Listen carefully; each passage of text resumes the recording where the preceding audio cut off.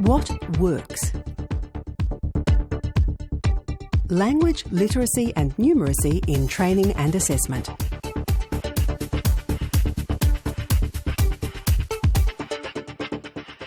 There are lots of resources available for particular industries. The first place I would look is the Industry Skills Council website for your vocational area. There are 10 or 11 industry skills councils, so you just need to look at that website and see what resources they've developed. You can also look at a website called LiteracyNet.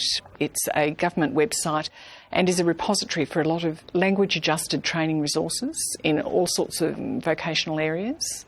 One other website you can go to that gives really good, accessible information about literacy and numeracy strategies for VET trainers is a website called Taking the Lead. Now, it's auspiced by Service Skills Australia, which is the Retail and Hospitality Industry Skills Council, but the information on that website is relevant to everybody, relevant to all VET trainers. There's a series of very good DVD clips on literacy and numeracy for vocational trainers on a website called Ideas That Work.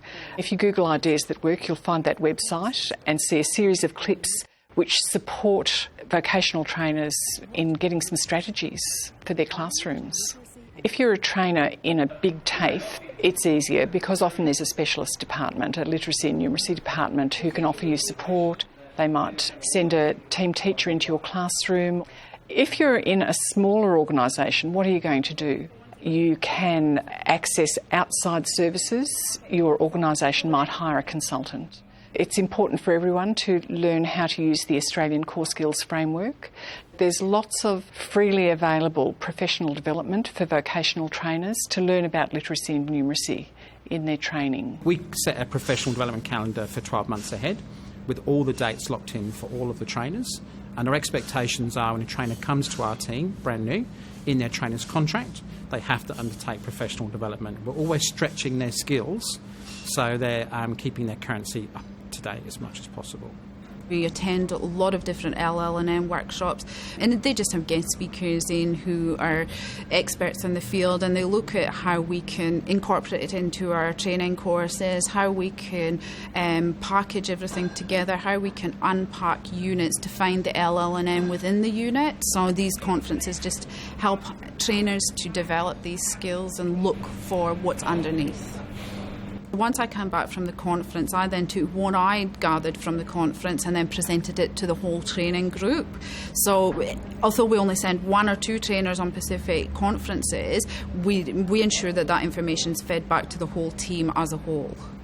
One easy thing that trainers can do is access their training networks and find someone a bit more experienced than yourself.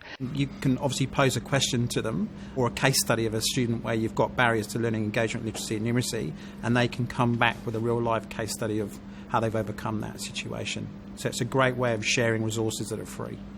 Find a buddy or someone to mentor you in your training, someone to give you advice and tell you the kinds of things they've been doing. It's really good to belong to networks and share strategies with others. Because not every trainer is obviously going to be good at English and maths, so you identify champions within your team, and those champions assist other trainers to overcome barriers in those particular subjects.